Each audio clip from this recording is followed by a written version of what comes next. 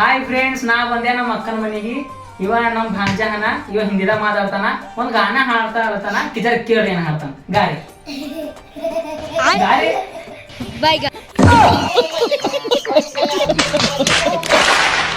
ಗಾರಿ गा. ए गणपती बाप्पा मोरया, खांदना ओरया, पैसा नाही आणि ए गणपती बाप्पा मोरया.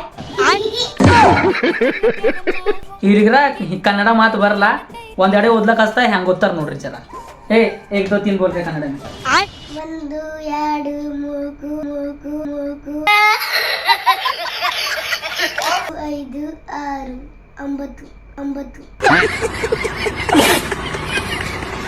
9 ಜಾನತ್ತು 1 2 3 4 5 6 7 8 9 10 ಯಾವ ಕನ್ನಡನ ಇದು?